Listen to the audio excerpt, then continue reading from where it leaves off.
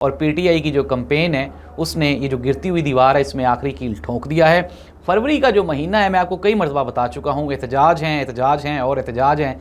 जमात इस्लामी पाकिस्तान, वो तहरीक तहफ़्फ़ुज़ आईन पाकिस्तान, पीटीआई, जमीयत उलमा इस्लाम, फजलुर रहमान, सब लोग जो हैं वो एहतजाज के लिए पर तोल रहे हैं और हालात Aahista Aahista out of control होते जा रहे हैं। और ऐसी सिचुएशन में जो पाकिस्तान के मुफाद में सबसे बेहतरीन तब्दीली होगी, जो कि आपको करनी पड़ेगी, जो कि मिनिमम तब्दीली होगी, वो यही हो सकती है जो सबको वारा खाती है कि आप इलेक्शन करवाएं और एक ऐसी सियासी जमात को जो कि पॉपुलर हो उसको आप इक़्तिदार दे दें। अगर नहीं करेंगे तो फिर हालात कुछ भी हो सकते हैं, बांग्लादेश भी हो सकता है, इसके अलावा जो है श्रीलंका वाला भी हालात हो सकते हैं, इसके अलावा अभी जो वेनेजुएला वाला है वो भी हो सकता है, कुछ भी पॉसिबल है।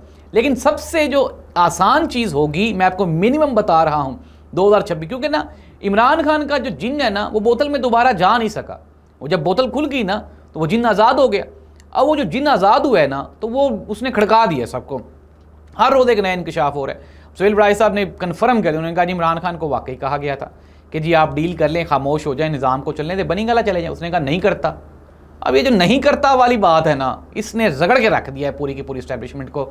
नाज़रीन, तब्दीली बड़ी, बहुत बड़ी तब्दीली रोनमा होने वाली है। फरवरी का महीना इंतहाई अहम।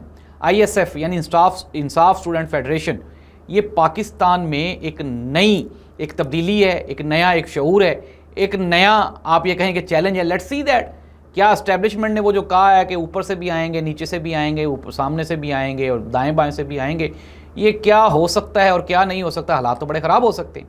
लेट्स सी दैट क्या बनता है, क्योंकि ये 26 नवंबर या फिर मुरीद के नहीं होगा, या तो फिर बहुत बड़ा कोई सानहा होगा, या फिर हो सकता है कि इससे पहले कोई मामला तय हो जाए, क्योंकि मामला तय होना शुरू हो गए हैं। इस दुआ के साथ कि अल्लाह इस मुल्क का हामी नासिर हो। अल्लाह।